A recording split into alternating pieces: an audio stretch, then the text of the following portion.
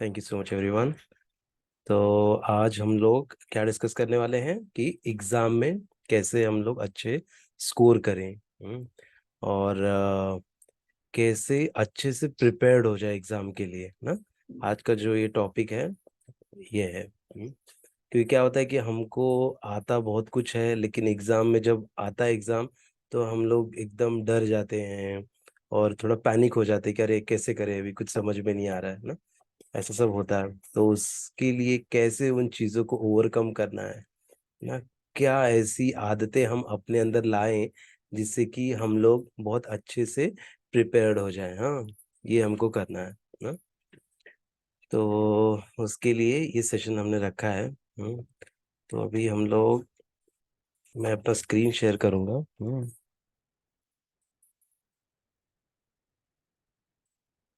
तो एक सेकेंड।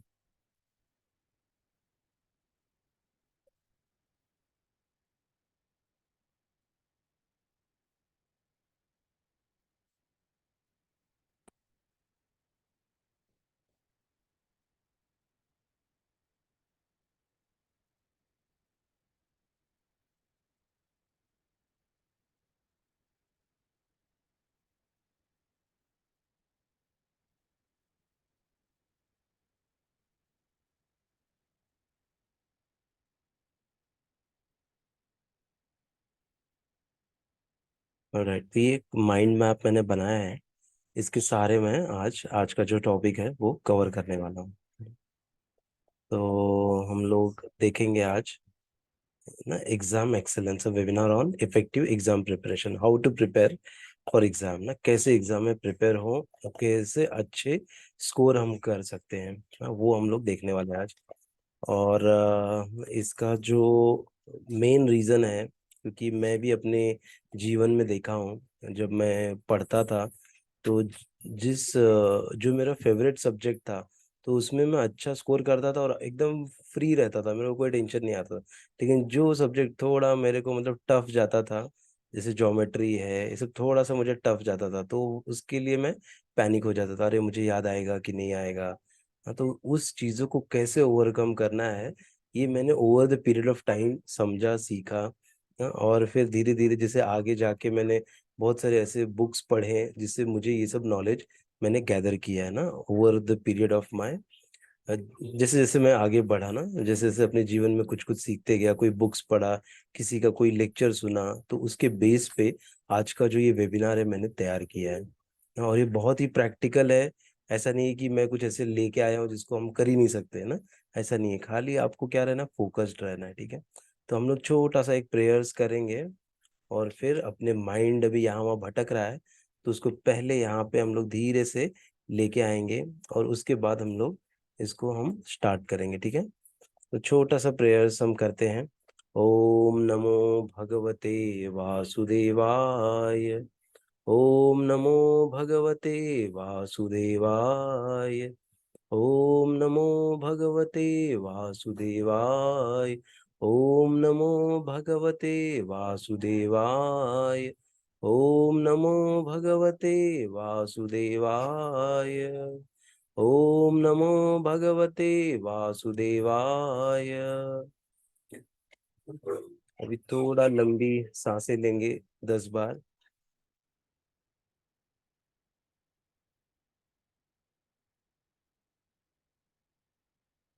आंख बंद करके अपना माइंड एकदम शांत करो।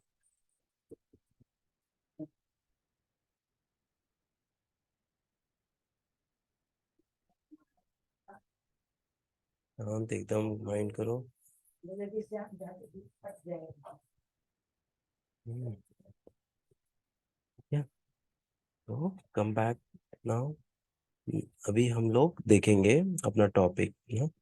तो सबसे पहले जो इम्पोर्टेंट है वो स्टडी टेक्निक्स ना, कौन सी टेक्निक्स और कौन सी हैबिट्स हम अपनाएं जिससे कि हमारा जो एग्जाम प्रिपरेशन है बहुत अच्छा हो जाए ना। तो वो टेक्निक हम लोग आज सीखेंगे। तो कौन से वो टेक्निक्स है, क्या क्या टिप्स है ना, वो मैंने यहाँ पे मैप किए हैं। मैं इसको भी एक्सपैंड करता हूँ। आप लोग चाहें तो इसका स्क्रीनशॉट ले सकते हैं, ठीक है। तो ये आप लोग देख रहे हैं कि ये क्या है, ये है टिप नंबर 1 ना। टिप टोटल 9 टिप्स मैंने यहाँ पे दिए हैं स्टडी टेक्निक्स एंड हैबिट्स के अंदर ना। इसको मैं हिंदी में नहीं लिख पाया हूँ, क्योंकि हिंदी में अगर मैं लिखता था तो मैं देखा इसको ट्रांसलेट कर रहा था, थोड़ा अजीब लग रहा था ना, थोड़ा टफ जा रहा था समझने के लिए। इसलिए मैंने इसको इंग्लिश में ही रखा है, बिकॉज आप लोग वैसे भी इंग्लिश में ही पढ़ते हो सब चीज़ें, तो इंग्लिश में आसानी से आप समझ भी सकते हो इसको। तो ये क्या है, एक्टिव रीडिंग एंड मेमोराइज। तो जैसे कि हमने देखा था, जो आप लोग में से जो लास्ट क्लास अटेंड किए थे उसमें से हमने ये चीजें कवर की थी। Active reading, active recall, test yourself by writing the memorised answer और माइंड मैपिंग ना। तो पहले क्या है, एक्टिव रीडिंग एंड मेमोराइज। पहले क्या करना है, पहले एक बार पढ़ के चीज को समझना है। एक बार जैसे हम समझ गए कि क्या लिखा है, तो फिर उसको क्या करना है, मेमोराइज करना है ना। पहले समझो उसमें क्या बताया गया है, किस लिए बताया गया है, किसके बारे में बताया गया है, क्यों बताया गया है ना। ये जानने से मुझे क्या लाभ मिलेगा, क्या फायदा होगा ना। ऐसा कुछ कुछ चीजें ऐसी नहीं कि हमारे फायदे के लिए दी होती है, कुछ कुछ चीजों को हमको याद करना पड़ता है, मेमोराइज करना पड़ता है। जस्ट अपना बेनिफिट क्या होगा कि एग्जाम के टाइम में हमको वो याद आएगा और उसका अच्छे से हम जवाब दे पाएंगे ना, उसके लिए हम उसको याद करते हैं। ठीक है, तो ये है, तो एक्टिव रीडिंग एंड मेमोराइज। तो एक्टिव, जैसे ही हमने समझ लिया टॉपिक क्या है, तो उसको मेमोराइज करना चालू करो। मेमोराइज कैसे करेंगे, उसको थोड़ा चंक्स में डिवाइड कर दो। जो आंसर हमको बाय हार्ट करना है उसको 3 या 4, अगर वो 15-20 लाइन्स का है तो उसको 4-5 भागों में उसको विभाजित कर दो ना। और फिर चंक्स में उसको याद करो, फर्स्ट ये, सेकंड ये, थर्ड ये, फोर्थ ये ना। और जब भी अपना आंसर भी लिखते हो तो वो भी कैसा लिखना है हमको, हेडिंग दे के लिखना है। हेडिंग दे के लिखेंगे तो क्या होगा, हमको बहुत आसानी से वो याद हो जाएगा। हाँ, इसलिए प्रयास करने का कि हम लोग उसको कैसे लिखें, उसको हम लोग हेडिंग दे के लिखें ना। जैसे अगर हम लिख रहे हैं कि जैसे सपोज दशहरा के ऊपर हम लोग एक निबंध लिख रहे हैं, एक ऐसे लिख रहे हैं, तो हम कैसे लिखेंगे कि पहले तो दशहरा होता क्या है ना, what is Dussehra, then why we celebrate Dussehra, हम क्यों दशहरा मनाते हैं, और फिर उसके नीचे क्या आएगा, इस दशहरा मनाने के क्या क्या फायदे हैं है ना। फिर चौथा पॉइंट क्या आएगा कि दशहरा कैसे मनाते हैं ना। ऐसे करके उसको अगर हम लोग डिवाइड करके पढ़ेंगे ना, तो हमको जल्दी से याद आ जाएगा। हाँ,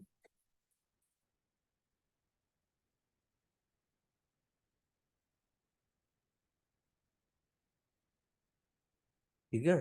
तो जैसे ही हम लोग इसको बार बार इसको मतलब इन चंक्स में से डिवाइड कर देंगे किसी भी आंसर को ना, कोई भी आपका जैसे कुछ हो सकता है, कोई अलग हो, ये तो जस्ट मैंने एक एग्जांपल दिया ना। ऐसा आप अलग अलग उसको 5 भाग में उसको विभाजित कर दो ना, डिवाइड कर दो, and then you try to memorise it.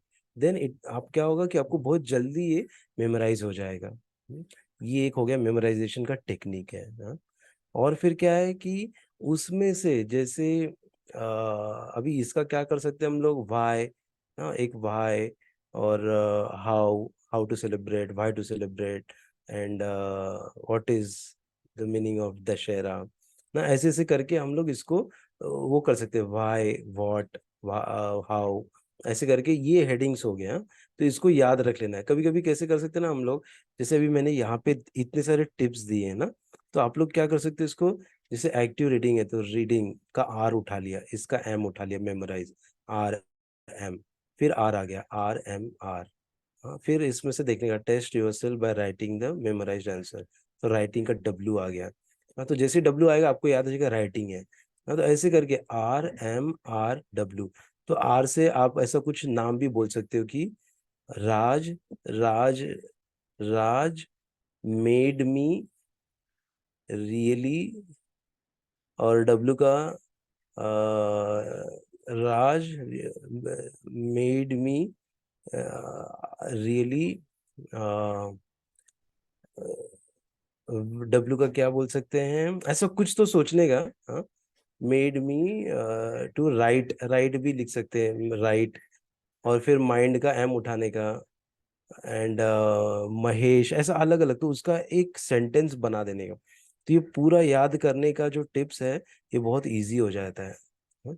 इसका एक एक चीज उठा लेना, ग्रुप का जी, ग्रुप स्टडी का ग्रुप स्टडी, वी तो इसको जनरल स्टडी या ग्रुप स्टडी, फिर वी से कुछ तो नाम दे देने का, विवेक, या उसके साथ मैप कर देगा विजुअलाइजेशन, ऐसे करके तो क्या होगा, ये जल्दी से याद हो जाएगा। तो एक टेक्निक है ये धीरे धीरे आप लोग पहले इसको ट्राई करो ना। पहले तो मेन इसको डिवाइड करने का, फिर इसमें से जो मेन है हेडिंग्स है वो निकाल के एक जगह लिखने का, फिर उसके बेस पे एक सेंटेंस तैयार कर देने का, जिस सेंटेंस को आप अच्छे से याद कर सकते हो।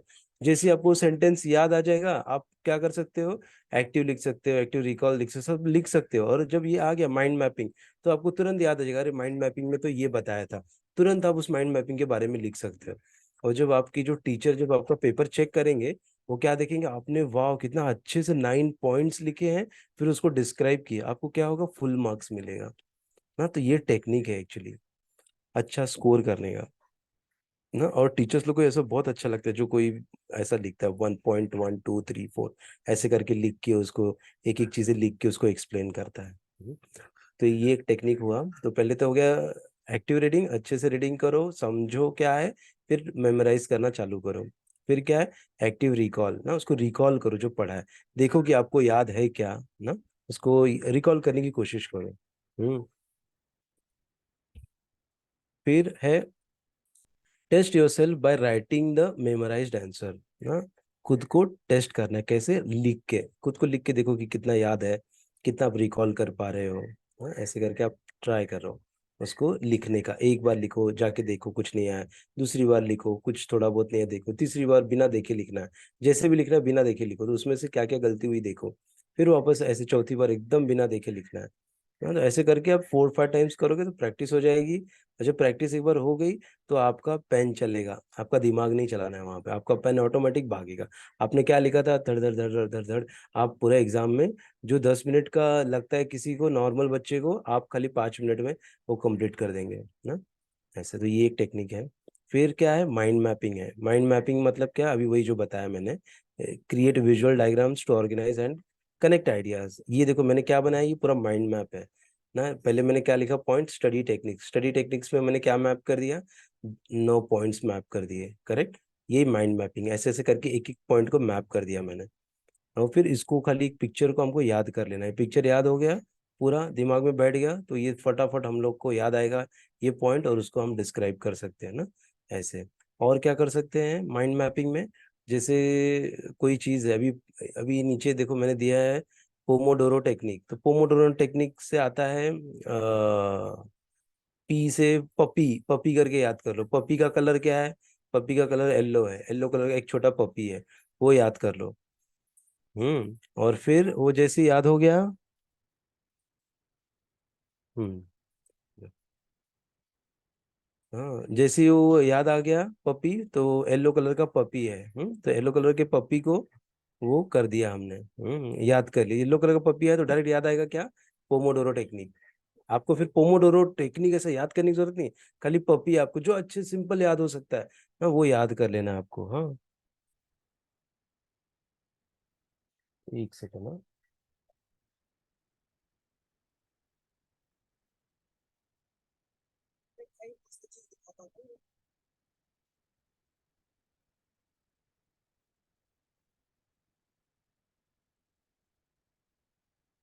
लो, देखिए। लो जी।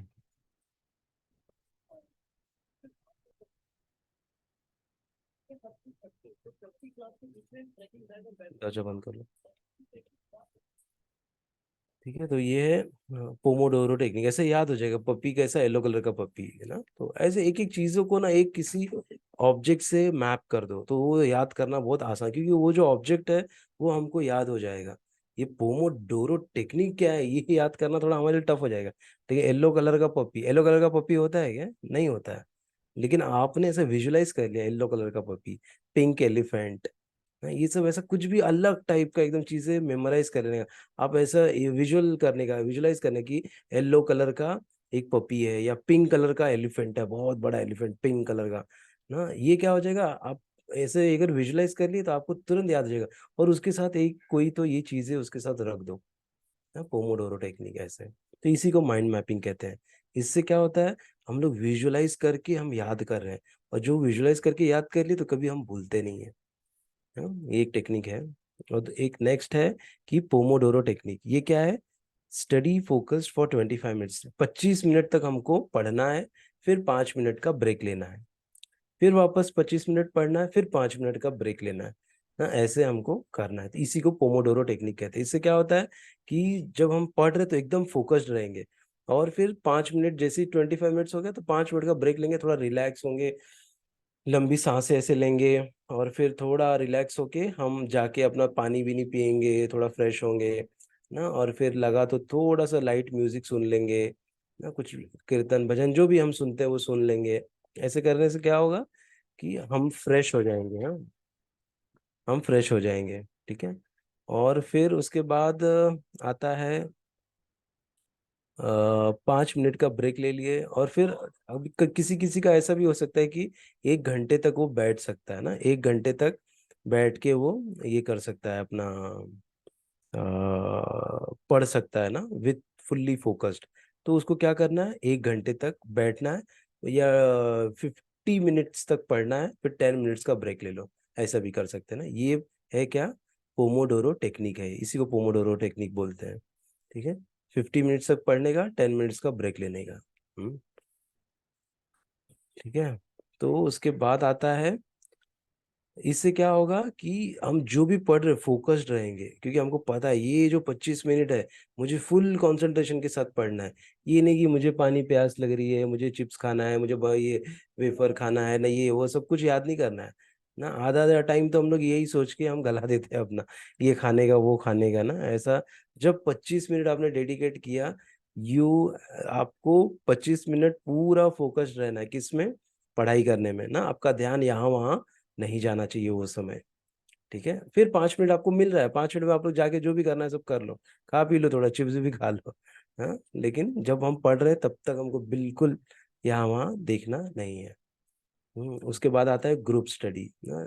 ये छठवा टिप है स्टडी टेक्निक्स एंड हैबिट्स में। ग्रुप स्टडी में क्या है कि ग्रुप में बैठना है ना, लाइक माइंडेड बच्चों के साथ में हमको पढ़ना है। जो भी बच्चे हैं, अगर हाँ, अगर वो रियली सही में, सही मायने में वो लोग उत्साही हैं पढ़ने के लिए, हमको उनका संग करना चाहिए, और उनके साथ थोड़ा ग्रुप स्टडी करना चाहिए ना।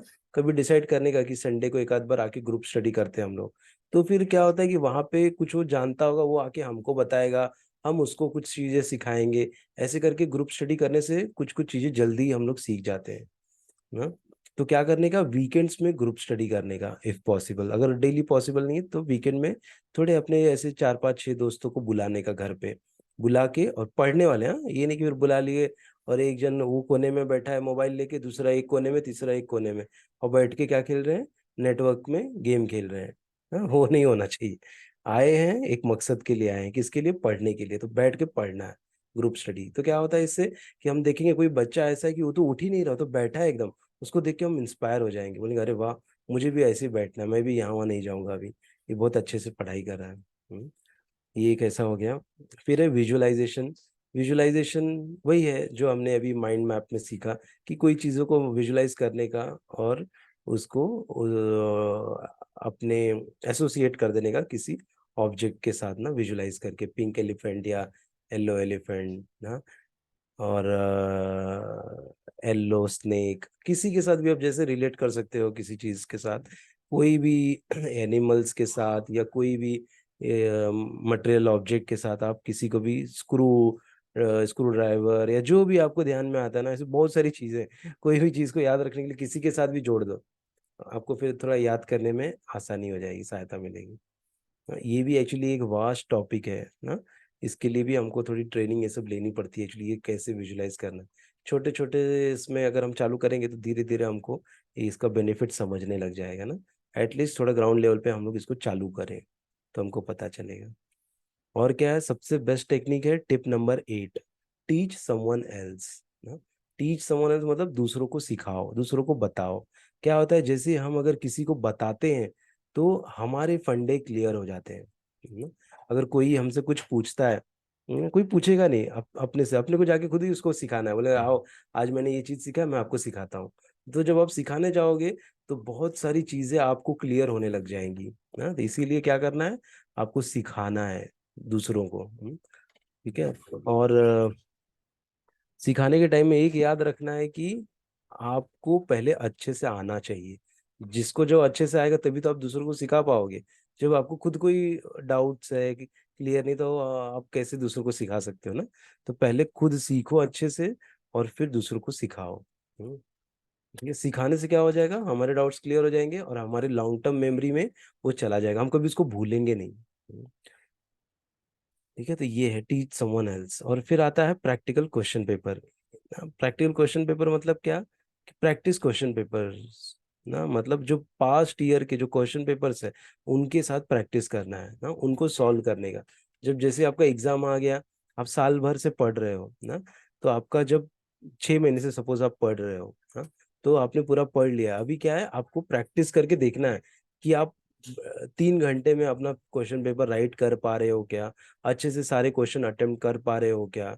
हाँ, तो उसके लिए क्वेश्चन पेपर लेने का पास्ट ईयर का, और उसको सॉल्व करने के लिए बैठने का। तो इससे क्या होगा, आपकी कमजोरियां आपको पता चलेंगी ना, कहाँ कहाँ पे आप लैग कर रहे हो, कौन कौन सी चीजें आप मिस कर रहे हो, कहाँ पे आपको ज्यादा फोकस करना है, कौन सा एरिया आपका वीक है ना। ये सब चीजें आपको क्लियर हो जाएंगी। ठीक है। तो ये हुआ प्रैक्टिस क्वेश्चन पेपर्स। अगर क्वेश्चन पेपर्स नहीं अवेलेबल है तो आपको टीचर से पूछना है, आपके क्लास टीचर से जाके आपको उनका मार्गदर्शन लेना है, उनको पूछना है कि कौन कौन सा क्वेश्चन पेपर मुझे कहाँ मिलेंगे, लाइब्रेरी में है क्या, या आपके पास है क्या, प्लीज मुझे शेयर करिए, मुझे क्वेश्चन पेपर्स लिखने हैं, उसका प्रैक्टिस करना है मुझे। हाँ, अगर आप क्वेश्चन पेपर पे प्रैक्टिस कर लिए तो आपका जो एग्जाम का फियर है वो चला जाएगा। क्यों, क्योंकि आप ऑलरेडी इतना प्रिपेयर्ड हो गए हैं, वेल वर्स्ड हो गए हैं अभी ना, आपको क्या आने वाला है, तो उसको कैसे लिखना है, पूरा टाइम मैनेजमेंट आप सब सीख रहे हो यहाँ पे। तो ये जब सीख के आप इम्प्लीमेंट करोगे तो आपका जो एग्जाम का फियरफुलनेस है, भय है, वो क्या होगा, चला जाएगा। ठीक है। इसीलिए आप अपने को प्रैक्टिस करना है क्वेश्चन पेपर्स के साथ।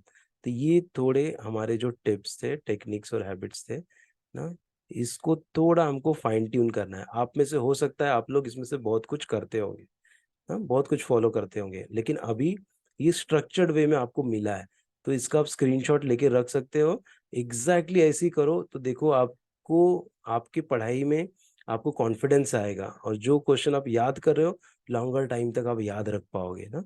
ये टेक्निक से ही जो बच्चे टॉप करते हैं, यही सारे टेक्निक्स का यूज करते हैं। हम्म, तभी वो अच्छा स्कोर कर पाते हैं ना। तो इसलिए ये सब प्रूवन मेथड है। This is not something like I have created or somebody else has created. These are the steps like created by the toppers ना, वो लोग ने क्या क्या वो किया, तो उसको मैं पूरा कंडेंस्ड करके इसमें डाला हूँ वो सारी टेक्निक्स को। हम्म। तो ये था हमारा स्टडी टेक्निक्स एंड हैबिट्स। अब हम चलते हैं आगे की इसमें। अगर किसी को कोई भी प्रश्न हो तो कृपया उसको चैट में Q&A में डालो, जिससे कि हम उसको ले सकते हैं। अभी है इफेक्टिव टाइम मैनेजमेंट ना। Time management is very important thing. Why, क्यों इंपॉर्टेंट है, क्योंकि हम लोग सब चीजें मैनेज कर लेते हैं ना, लेकिन इतना सारा सब चीजें करना है, कैसे करें।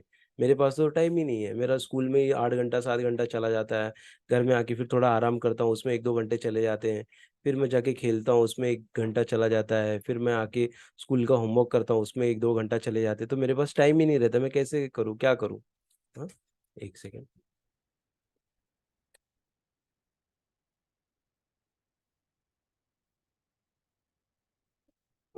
तो ये सारे बच्चों का क्या रहता है, हम्म, ये सारे बच्चों का एक प्रॉब्लम रहता है, टाइम मैनेजमेंट। वो लोग टाइम मैनेज नहीं कर पा रहे हैं। तो इसको आज हम लोग अच्छे से सीखेंगे कि कैसे हमको टाइम मैनेज करना है। ठीक है। तो पहला टिप है कि, इसको थोड़ा सा बड़ा कर देता हूँ मैं, जिससे कि आप लोग को अच्छे से दिखे।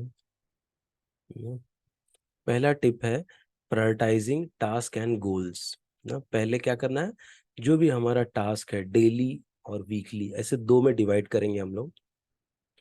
हम मंथली भी कर सकते हैं, पर मंथली को थोड़ा ट्रैक कर पाना आपके लिए अभी फिलहाल टफ होगा। तो better you should focus on weekly and daily task. हाँ, एक गोल बनाओ, डेली एक लिखो गोल और एक वीकली लिखो ना। वीकली के लिए स्पेंड करो टाइम, लाइक 30 आवर्स डेडिकेट करो कि 30 आवर्स मुझे पढ़ना है। फॉर एग्जाम्पल आप खुद अपने दिनचर्या में से खोज के निकालो कि पढ़ने के लिए आप कितना टाइम दे सकते हो। हाँ, पहले एक ढूंढ के निकालो, फिर उसको सम करो। हाँ, जैसे Monday, Tuesday, Wednesday, Thursday, Friday, ये 5 दिन है आपके पास। ठीक है, तो ये 5 दिन का जो टोटल आवर्स है ना, सपोज आपका हो सकता है आप 4 घंटा निकाल सकते हैं। हाँ, तो 4 5 कितना हो गया, 20। हम्म, तो 20 आवर्स आपका है आपके पास, तो 20 आवर्स को अब आप डिस्ट्रीब्यूट करिए। मंडे को 4 आवर्स ना, 4 4 4 ऐसे करके डिस्ट्रीब्यूट कर दीजिए।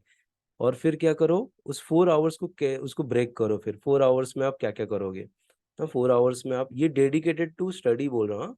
वैसे तो आपको 8 घंटा भी मिल सकता है अगर अच्छे से निकाला जाए तो ना, लेकिन अब मैं वो पूरा नहीं कंसिडर कर रहा अभी, खाली पढ़ने के लिए। क्योंकि 1 घंटा हो सकता है आप प्ले करो, खेलो कूदो, उसके लिए भी टाइम देना है। तो ये एक आप पहले बनाओ इसको ना।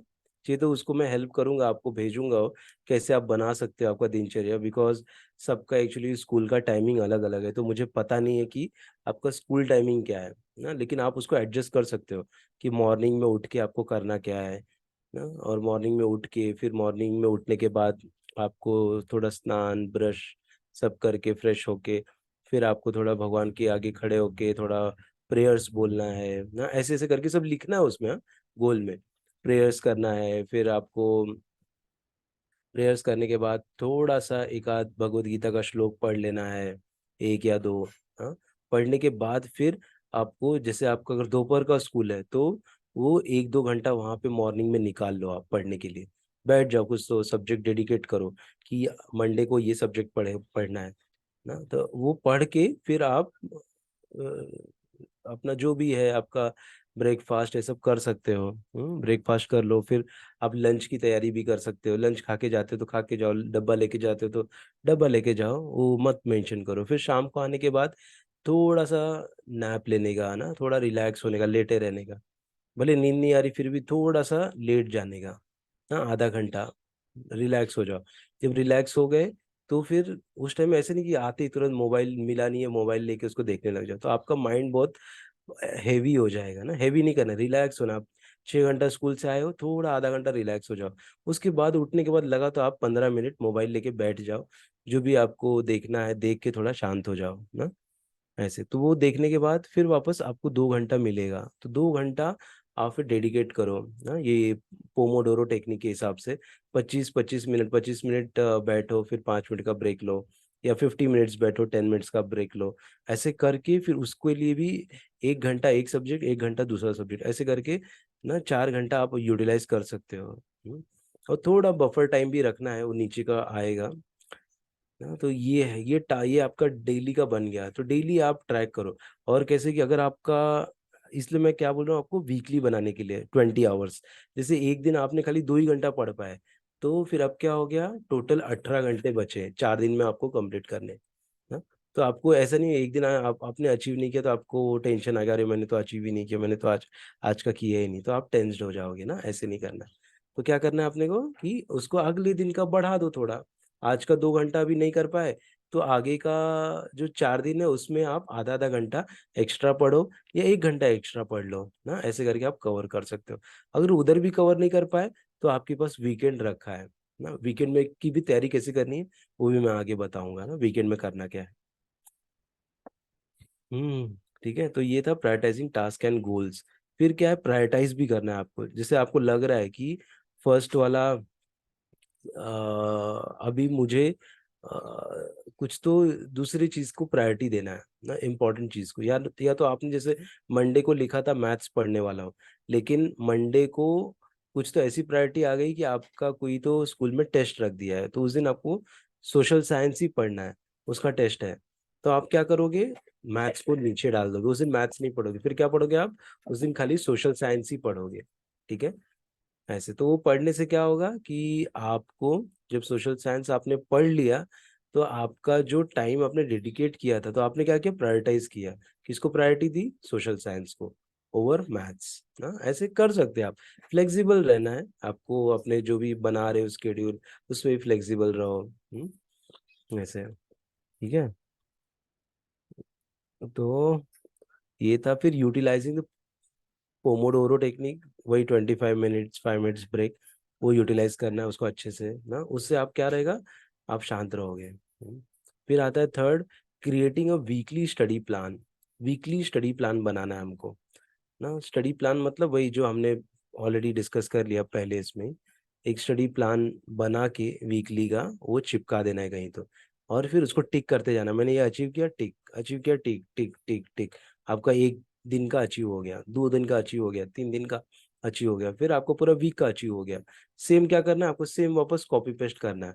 अगर आपका वो प्लान सक्सेसफुल हो रहा है, सेम कॉपी पेस्ट करो, हो सकता है सब्जेक्ट को ऊपर नीचे कर दो, या किसी जो सब्जेक्ट को ऐड नहीं किए थे उस दिन उस सब्जेक्ट को नेक्स्ट वीक में ऐड कर दो ना। लेकिन ये बना के आपके स्टडी टेबल पे ये चिपका रहना चाहिए ना, कहीं तो ऐसा प्रोविजन करो कि आप उसको चिपका सको, और उसको आप बार बार उसको टिक करते जाओ, देखते जाओ ना। गोल है, गोल रोज सवेरे गोल लिख देने का, आज मैं ये करूंगा ना। ऐसे सब अगर प्लानिंग से करोगे तो आप बहुत सक्सेसफुल होगे। और आप क्या कर रहे हो अभी, खुद को ट्रेन कर रहे हो ना।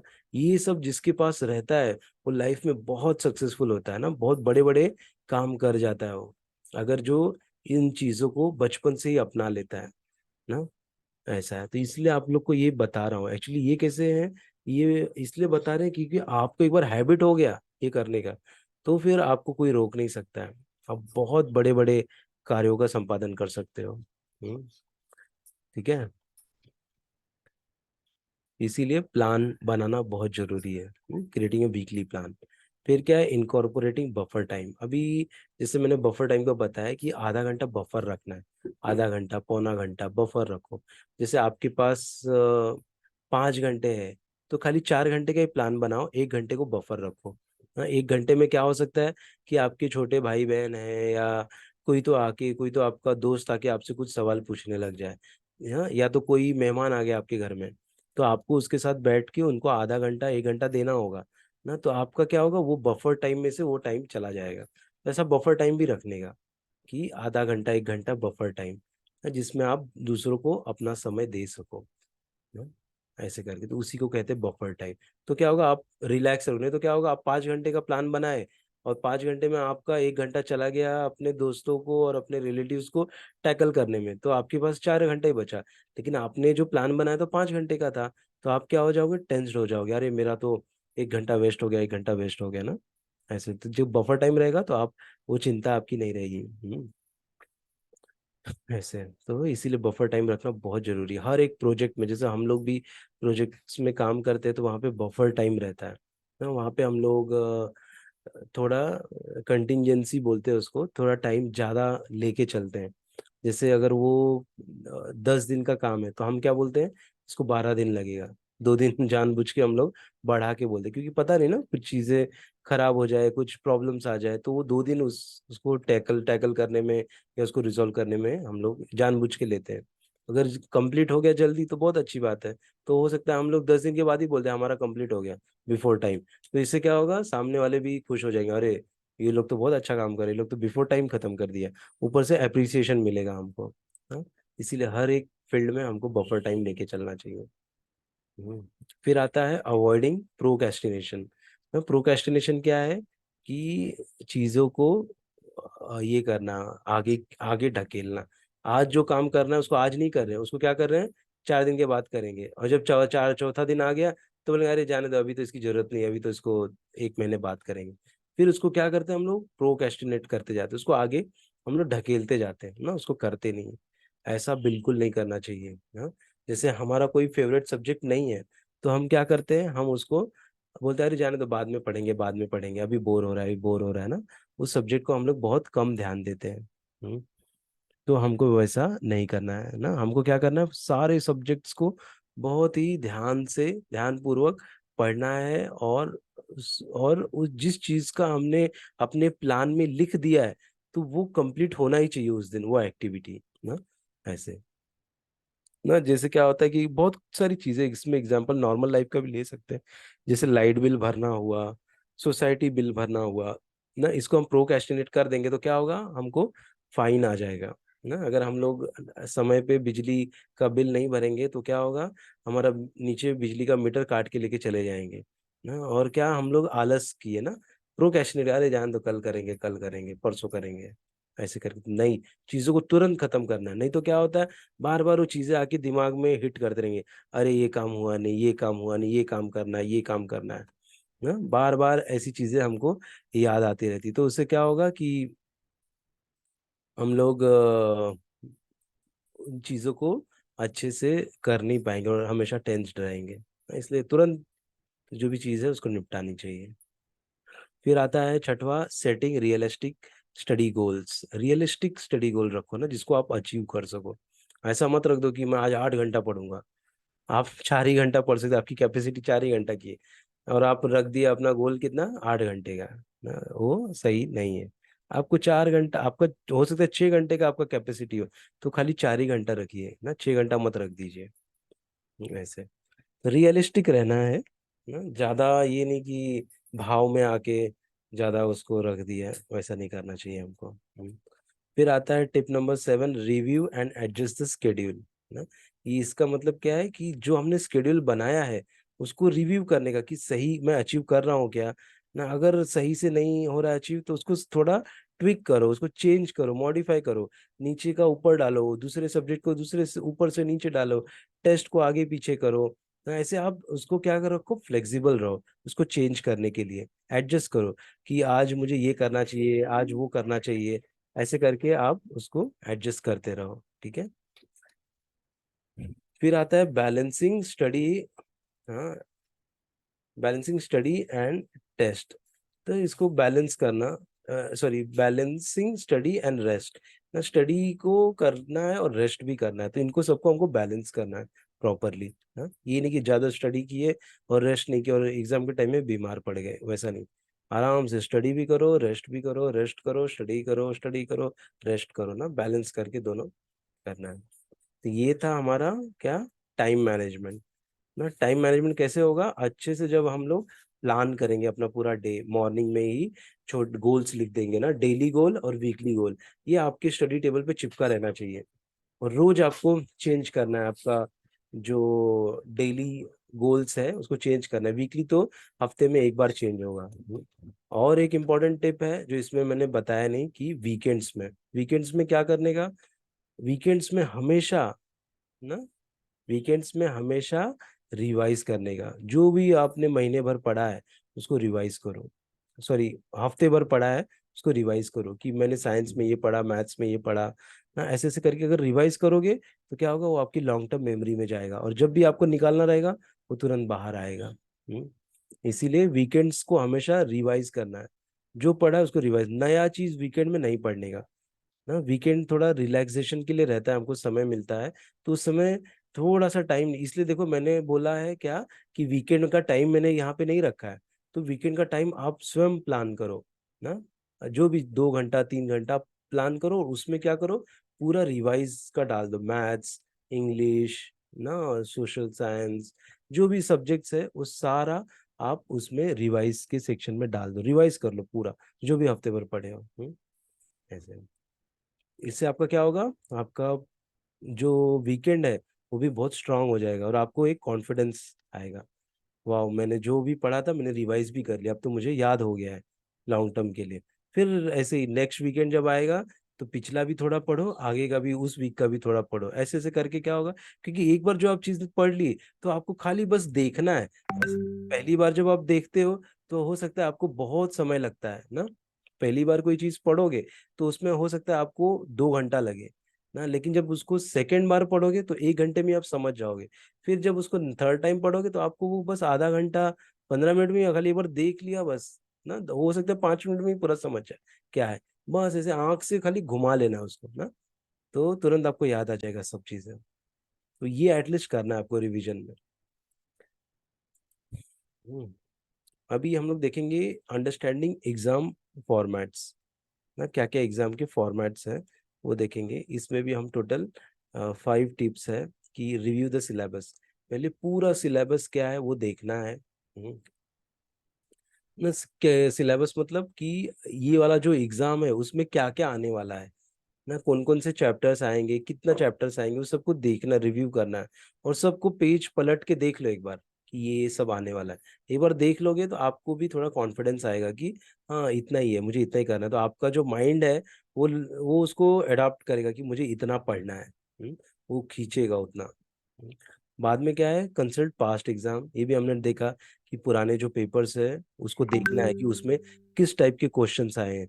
क्या वो ऑब्जेक्टिव टाइप क्वेश्चंस है ना, या शॉर्ट आंसर्स, लॉन्ग आंसर्स हैं, या ऐसे लिखना है, कैसे लिखना है, क्या लिखना है, कितने मार्क्स देने हैं ना, कितने मार्क्स के क्वेश्चंस आते हैं, कितने मार्क्स का पेपर रहता है, ये सब चीजों का मूल्यांकन करना।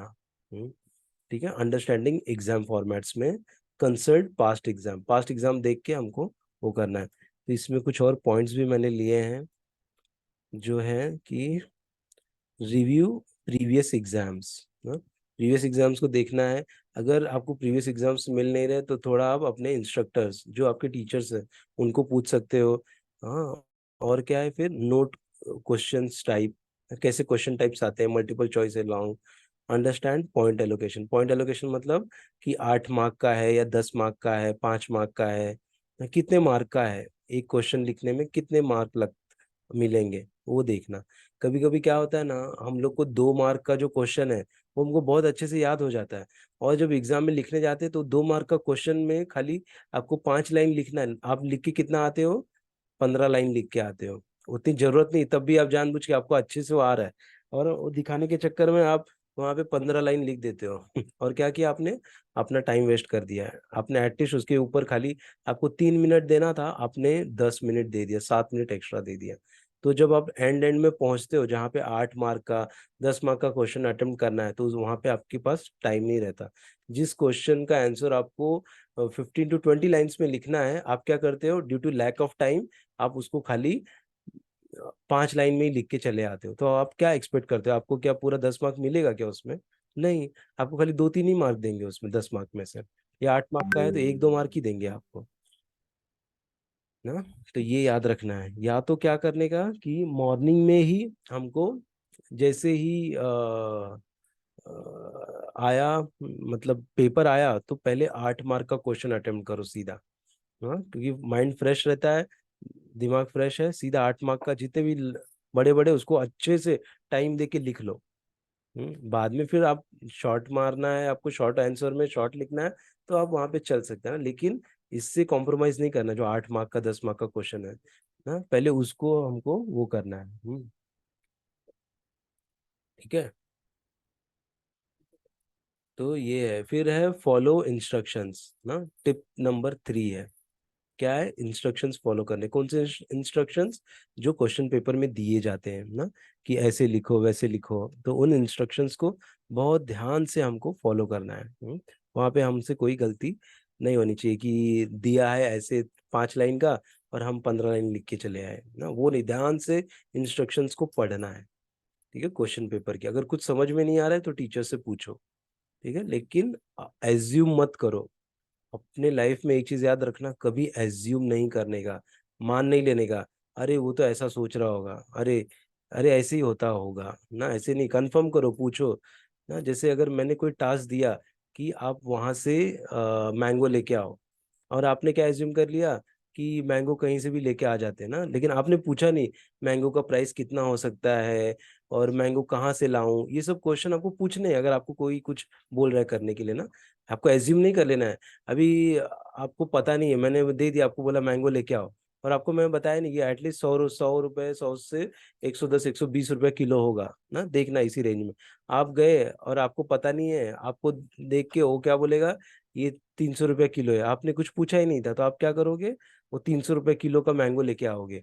और वो मैंगो असलियत में कितने का था, खाली 110 रुपये का ही था, लेकिन उस दुकानदार ने आपको बेवकूफ बना दिया। क्यों? क्योंकि आपको पता ही नहीं था। जब आपको पता रहेगा तो आप बोलोगे ना, अरे ये तो 110 रुपये में मिलता है, आप क्या हमको लूट रहे हो क्या? ऐसे करके जब उसको बोलोगे तो बोले, अरे अच्छा ठीक है देता हूँ मैं, ले लो ना। ऐसे तो इसलिए हमको क्या है कि हमको पता होना चाहिए, हमको मालूम होना चाहिए। हम्म इसलिए इंस्ट्रक्शंस पढ़ना बहुत जरूरी है, एज्यूम नहीं करने का कभी भी। हम्म। हम्म। हम्म। फिर आता है ऑर्गेनाइज योर रेस्पॉन्सेज, अपने रेस्पॉन्स को ऑर्गेनाइज करना। ना ऑर्गेनाइज करना मतलब जो हमने ऊपर पढ़ा था कि अच्छे से हेडिंग दे के आंसर को लिखना, अच्छे से ऑर्गेनाइज करो उसको। First point, second point, third point, fourth point, fifth point, ऐसे पूरा पॉइंट्स में आपने आंसर लिखा। और जो पॉइंट्स लिख रहे हो उसमें का मेन हेडिंग है, जैसे माइंड कंट्रोल, माइंड कंट्रोल को अंडरलाइन करो। फिर नीचे है पोमोडोरो टेक्निक, पोमोडोरो टेक्निक को अंडरलाइन करो, 2 बार अंडरलाइन करो, और या एक बार भी करो, और फिर उसके कोलन दो, उसके आगे वो आंसर लिखने का चालू करो। हाँ, इससे क्या दर्शाएगा कि यू आर वेरी मच, आप क्या हो एकदम अच्छे से चीजों को समझे हो और इसको लिख रहे हो, मतलब you are very well well organised, बहुत अच्छे से आपने करके रखे हो। तो ये एक बहुत प्लस मिलता है आपको। आपके बोलते हैं ना 5-10 मार्क ऐसे ही बढ़ जाएंगे खाली ये सब टेक्निक्स फॉलो करने से ना। पॉइंट से लिखना, और फिर थोड़ा एक पिक्टोरियल चार्ट या डिजाइन कुछ बना दो।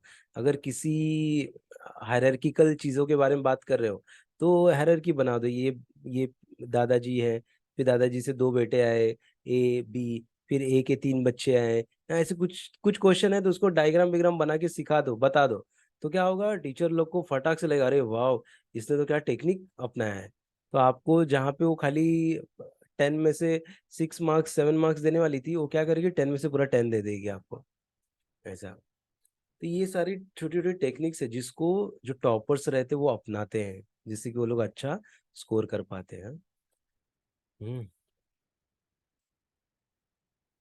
और फिर आता है स्टे काम। हम्म। स्टे काम में क्या है कि कूल रहना है, ज्यादा टेंशन नहीं लेना है ना। टेंशन आ भी रहा है तो भी टेंशन लेने का नहीं, नहीं तो क्या होता है कि अरे, अरे मेरा एग्जाम आ गया, मेरे को समझ नहीं आ रहा क्या करूं, जो भी सीखे पढ़े सब भूल जाओगे अगर ऐसा टेंशन ले लिया तो। इसलिए टेंशन नहीं, स्टे कूल एंड काम, अपने आप सब होगा। हाँ, आपने पूरा 6 महीना पढ़ाई किया है तो ऐसे थोड़ी कि आपने कुछ नहीं किया, अभी खाली थोड़ा सा रिवाइज कर लो। तो जितना खुद को काम रखोगे, अगर काम नहीं हो पा रहे हो तो क्या करो, काम होने के लिए आप थोड़ा सा ये करो, मेडिटेशन करो। हाँ, वो भी अगले इसमें आएगा अभी। हम्म।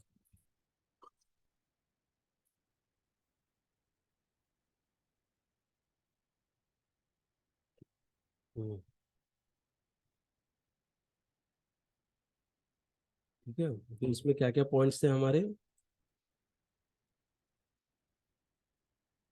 इसको मिनिमाइज करता हूँ एक बार।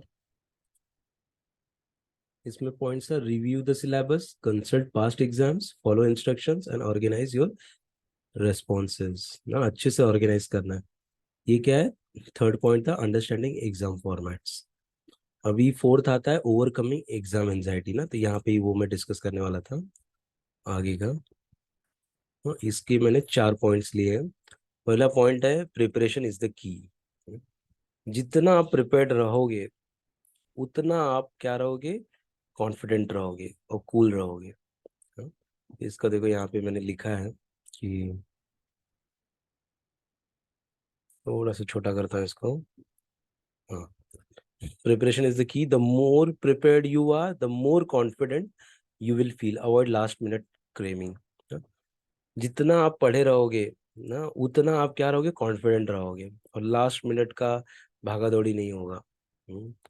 हाँ, तो इसीलिए प्रिपेयर्ड रहना है। प्रिपेयर्ड रहने कैसे रहोगे, जो ऊपर टेक्निक्स बताए ना हमने, एग्जाम का जो टेक्निक्स देखा हमने, habits and techniques, first point study techniques and habits और इफेक्टिव टाइम मैनेजमेंट। तो उसकी वजह से आप क्या रहोगे, आप प्रिपेयर्ड रहोगे। जब प्रिपेयर्ड रहोगे तो आप कॉन्फिडेंट रहोगे। और ये आदत एकदम छोड़ दो, अगर आप ये आदत कर रहे हो कि एग्जाम आएगा तभी पढ़ूंगा, रेस्ट में बिंदास घूमूंगा फिरूंगा खेलूंगा कोई टेंशन नहीं लूंगा, ये आदत बिल्कुल अच्छी नहीं है। हम्म। आपको क्या करना है, आपको डेली 2 घंटा 3 घंटा पढ़ना है, जो स्कूल से पढ़ के आ रहे हो उसको रिवाइज करना है, फिर से उसको पढ़ना है, और उसको फिर मेमोराइज भी कर लो वहीं पे, लिख के प्रैक्टिस भी कर लो ना, और फिर वीकेंड में सेम प्रैक्टिस कर लो। तो क्या होगा, आपको लास्ट मोमेंट पे एग्जाम के टाइम में आपको बिल्कुल टेंशन नहीं है, क्योंकि आपको सब याद है। खाली जस्ट एक बार आपको देखना है, और उस दिन आपको एग्जाम के दिन जस्ट लिख के चेक कर लेना है कि मुझे याद आ रहा है कि नहीं आ रहा है। That's it. हाँ, ये है। तो ये वही बच्चों का होता है जो डेली पढ़ते हैं, जो डेली स्कूल से आके पढ़ते हैं, वही बच्चे ये सब चीज़ों को अच्छे से कर पाते हैं ना। और ये आदत अगर अभी से रहेगी तो हमको फ्यूचर में बहुत बड़ी बड़ी पढ़ाइयाँ आने वाली है ना। तो उन पढ़ाइयों को हम अच्छे से टैकल कर पाएंगे। नहीं तो इंजीनियरिंग में जाएंगे या मेडिकल में जाएंगे ना, तो इतनी मोटी मोटी बुक्स रहती है, तो उसको कैसे आप हैंडल कर पाओगे जब आप छोटा ही चीज़ हैंडल नहीं कर पा रहे हो बुक। ना, तो अभी से आपको ये सब चीज़ों का प्रैक्टिस करके हैंडल करना है। और फिर क्या आता है, फिर आता है प्रैक्टिकल रिलैक्सेशन टेक्निक्स ना। ये भी क्या है, डीप ब्रीदिंग। जोर से डीप ब्रीदिंग करने से क्या होता है, ऑक्सीजन जो फ्लो है हमारे सारे बॉडी पार्ट्स में जाता है, तो इससे हम लोग अवेक रहते हैं ना, नींद नहीं आती है, माइंड हमारा एक्टिव रहता है। और फिर क्या है, मेडिटेशन। मेडिटेशन करना है थोड़ा। मेडिटेशन में क्या है, हम चैंटिंग कर सकते हैं ना, हरे कृष्ण कृष्ण कृष्ण हरे हरे, हरे राम राम हरे हरे। ये मंत्र मैं सबको सजेस्ट करता हूँ, रिकमेंड करता हूँ। ये मंत्र करने से क्या होगा कि आपका जो मन है यहाँ वहाँ भटक रहा है, वो आपका एक पॉइंट पे आके रुक जाएगा, भटकेगा नहीं।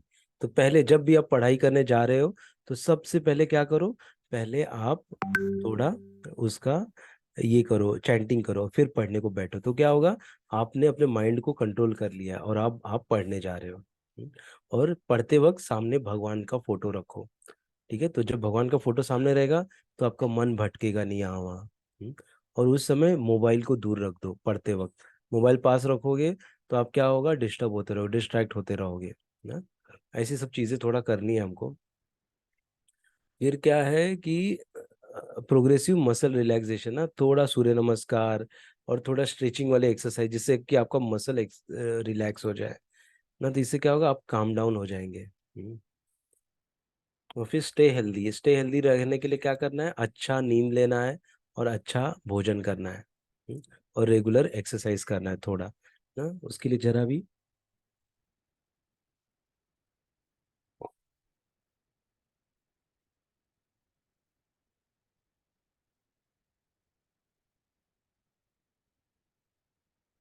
हम्म, हम्म,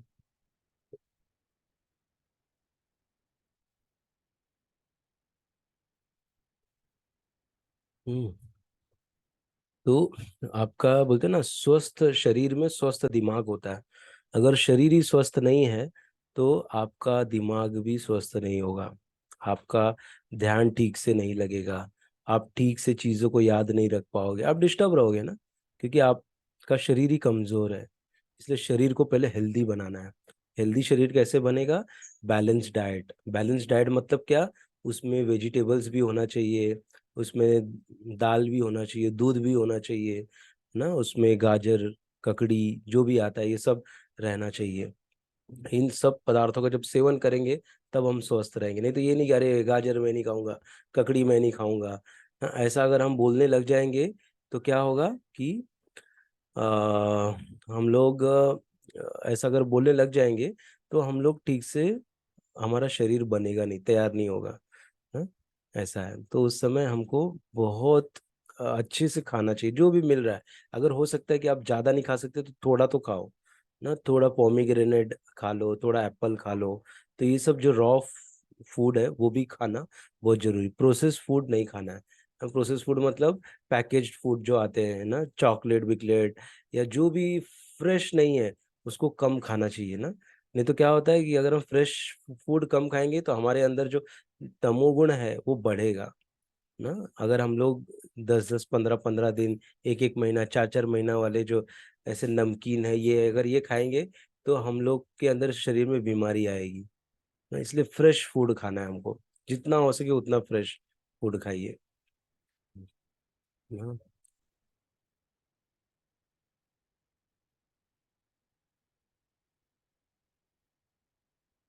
ना तो क्वेश्चन आया है कि अगर हम लोग 10 बजे रात को सोते हैं तो 4:30 बजे उठना सही है क्या, है ना। तो ऐसा कहते हैं कि जो 10 से 12 का समय है ना, या 9 से 12 का समय है, उस समय जब हम 1 घंटा सोते हैं तो उस 1 घंटा एक्चुअली 2 घंटे के बराबर होता है।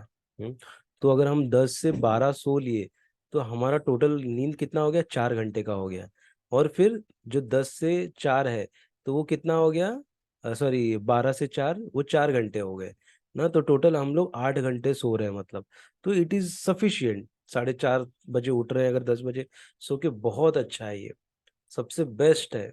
अगर आप 10 बजे सो रहे हो और 4:30 बजे उठ रहे हो ना, दी बेस्ट बोलूंगा मैं इसको। एकदम बेस्ट है ये। तो इट इज वेरी नाइस। अगर आप ऐसे कर रहे हो तो आपका टोटल 8 घंटे का नींद हो रहा है। इसलिए पहले के जो लोग थे ना वो 8 बजे सोते थे और सवेरे 3:30 बजे उठ जाते थे और स्नान करते थे। हम्म, ठीक है। तो prioritize good sleep, balance diet and regular exercise. Exercise करना भी बहुत जरूरी है। एक्सरसाइज क्या करेगा, आपको रिलैक्स करेगा ना। इसलिए जितना ज्यादा हो सके आप थोड़ा मतलब एक्सरसाइज सब करने का। फिर है रीड अफर्मेशंस डेली। अफर्मेशंस क्या होते हैं, ये संकल्प होते हैं ना। हमने इसको सीखा था शायद एक आध क्लास में। अफर्मेशंस मतलब कि कैसे हमको निगेटिव थॉट्स को ओवरकम करना है ना। जैसे मैं बहुत ही ठीक से पढ़ाई नहीं कर पा रहा हूँ, और मैं मेरा दिमाग यहाँ वहाँ भटक रहा है। तो मुझे क्या करना है, तो मुझे करना ये है कि मुझे कैसे क्या कहते हैं उसको, मतलब कि बहुत ध्यान बटे, तो मुझे बोलना है कि मेरा कंसंट्रेशन लेवल बहुत अच्छा है, मैं बहुत अच्छा पढ़ रहा हूँ, मैं इसको बहुत जल्दी समझ जा रहा हूँ ना। निगेटिव को आप ओवरकम कर रहे हो किससे, पॉजिटिव से। आप बहुत अच्छे से समझ नहीं रहे हो लेकिन आप बोल रहे हो ना, आप माइंड को क्या कर रहे हो, ट्यून कर रहे हो। माइंड को आप बोल रहे हो कि आप बहुत अच्छा कर रहे हो, बहुत अच्छा पढ़ रहे हो, yes very good keep it up ना। ऐसे ऐसे करके आप ऐसे सेंटेंस लिखोगे और उसको हमेशा प्रेजेंट में लिखना है। हाँ? उसको कैसे लिखना है, उसको मैं एक बार शेयर करता हूँ, आपको दिखाता हूँ। 1 मिनट, इसको मैं शेयरिंग स्टॉप करता हूँ और इसको शेयर करके दिखाता हूँ। हम्म उसको ऐसा लिखते हैं अफर्मेशंस को, कि आई और माई से स्टार्ट करते हैं उसको, और सारे अफर्मेशंस ना उसको प्रेजेंट टेंस में लिखते हैं। और ये यूज नहीं करना है, I want to do this, I need to do this, I don't, I try to do this ना, ऐसे सब नहीं लिखना, यूज करना है। Affirmation should be positive statement, it should not have no, no नहीं रहना चाहिए अंदर। हाँ, फिर है create affirmation simple that will work. Simple रखना है एकदम। और ऐसे नहीं कि मुझे 1 करोड़ रुपए कमाने हैं और मैं रोज सवेरे उठ के बोल रहा हूँ मुझे 1 करोड़ कमाने, 1 करोड़ कमाने, 1 करोड़ ना, वो रियलिस्टिक नहीं है ना। 1 करोड़ में कमाऊंगा, हो सकता है 20 साल के बाद 1 करोड़ कमाऊं, ठीक है। अभी से ही मैं बोल रहा हूँ 1 करोड़ कमाना है, 1 करोड़ कमाना है, जिसका कोई सेंस ही नहीं बनता है ना। वो सिंपल नहीं है, कॉम्प्लिकेटेड हो गया। ऐसा अफर्मेशन नहीं रहा, छोटा छोटा अफर्मेशन रखो कि मैं अच्छे से गाना गाऊंगा, मैं अच्छे से करताल बजाऊंगा, मैं अच्छे से गिटार बजाऊंगा, मैं अच्छे से तबला बजा रहा हूँ, बहुत अच्छा। और मुझे थोड़ा ना ऐसे करके बहुत अच्छे से बजा रहा हूँ, मैं बजा रहा हूँ, बजा रहा। तो धीरे धीरे आपके अंदर वो आते जाएगा, आएगा अंदर, तो आप एकदम स्ट्रांग हो जाओगे, फिर आपको बहुत इजी लगने लग जाएगा। क्यों, क्योंकि आपने मन को ट्रेन कर रहे हो, अभी आपको रीवायर कर रहे हो अपने मेमोरी को और अपने मन को। हाँ, तो वो बराबर से आपको हेल्प करने लग जाएगा फिर क्या बोल रहे हैं यहाँ पे, make your affirmations only few words long, write as though you are grateful for already having and being what you want.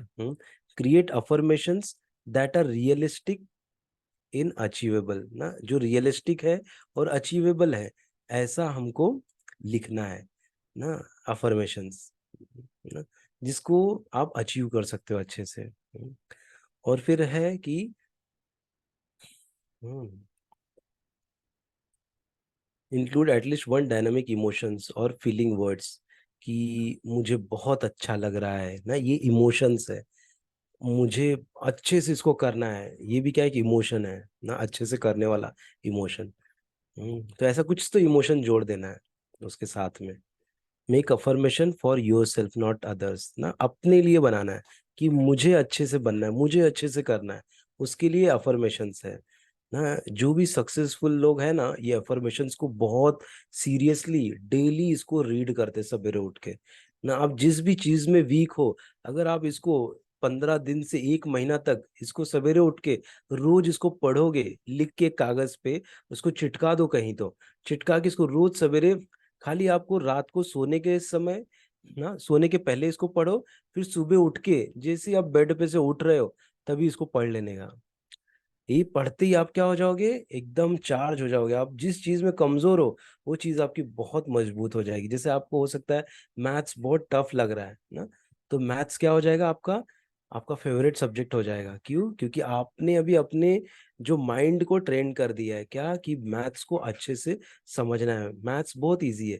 Maths में अच्छे कैसे लिखोगे आप अपना अफर्मेशन, मैथ्स मुझे बहुत अच्छे से आ रहा है, मैं बहुत अच्छे से इसको समझ रहा हूँ ना। अच्छा अच्छा, सब पॉजिटिव लिखने का। जहाँ पे भी आपका था ना कि मेरे को मैथ्स कुछ भी नहीं समझता, तो वहां पे लिख दो मेरे को मैथ्स अच्छे से समझ रहा है। मैथ्स में मैं बहुत अच्छा कर रहा हूँ, और इसमें मैं अभी और टफ वाला अभी करने जा रहा हूँ, और अच्छे से इसको सॉल्व करूंगा। इसको मैं डेली करूंगा मैथ्स को, ऐसे करके। क्योंकि आप पहले डेली नहीं करते थे, क्योंकि आपका फेवरेट सब्जेक्ट नहीं है ना, तो लिखो उसको कि मैं अब डेली करूंगा, कर रहा हूँ, मैं डेली मैथ्स की प्रैक्टिस कर रहा हूँ। भले आप नहीं कर रहे फिर भी आप लिखो उसको। ये लिखने से आप बार बार माइंड को रोज सवेरे उठ के बोल रहे हो, तो क्या हो जाएगा, आपका ये जो मैथ्स है ना, ये फेवरेट सब्जेक्ट बन जाएगा, और आप इसमें ही ज्यादा स्कोर करोगे। देखना, ये अगर टेक्निक अगर आप अफर्मेशंस का अगर अपनाओगे तो। तो देखो कैसे लिखा है ना, जैसे आप जीनियस नहीं हो फिर भी बोलना है कि I am a genius, my mind works like a super computer, I am fast reader, ये रीडिंग के लिए है। Reader for reader fast, read faster ना। तो ऐसे ही है फॉर रीडिंग मैथ्स, और फॉर लर्निंग म्यूजिक। तो जैसे मेरा पर्सनली, मेरा जो म्यूजिक का है वो बहुत कम है, मतलब मुझे म्यूजिक सीखने में बहुत स्ट्रगल हो रहा है ना। लेकिन अभी मैं कैसे कर रहा हूँ कि उसके ऊपर मैं पूरा ट्राई कर रहा हूँ, कोशिश कर रहा हूँ सीखने का ना। तो मुझे अभी वो अफर्मेशंस बार बार पढ़ना है, बोलना है। अब मुझे आ रहा है, मैं अभी सीख रहा हूँ, मुझे अच्छा लग रहा है, मुझे धीरे धीरे मैं बहुत कुछ सीख गया हूँ ना। ऐसे ऐसे करके बोलते रहना, तो मेरे लिए क्या हो जाएगा, वो चीज़ बहुत आसान हो जाएगी ना। ये ट्रिक है, हाँ, इसको आप लोग जरूर अपनाना ना, इसको बहुत अच्छा फायदा होगा। लिख लो एक पेज पे, अपने तकिए के नीचे सोते वक्त रख लो, सवेरे उठते हो तो उसको खोल के पढ़ लो ना। या समय नहीं मिल रहा है, ब्रश करते करते पढ़ लो बाथरूम में ही। हाँ, क्या लिखा है ना। लेकिन इसको बोलना है, हाँ, इसको बोलना है रात को सोने के पहले और सुबह उठने के बाद। फिर दिन भर नहीं बोलना है आपको, बस खाली रात को सोने के पहले आप माइंड को बोल के सुला रहे हो कि आप जीनियस हो, आप ग्रेट हो, और फिर सो जाओ, फिर सवेरे उठ के बोलो, हाँ, ऐसे। ठीक है, तो ये था हमारा अफर्मेशंस के रिलेटेड। तो ऐसे finding time to read comes easily to me, I have high concentration level, I exercise my mind by reading and learning new things ना, ऐसे सब चीजें हैं।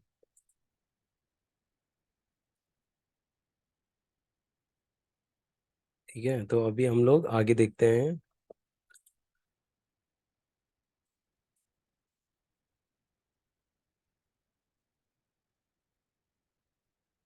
ये अफर्मेशंस हो गया, ओवरकम एग्जाम एंजाइटी था।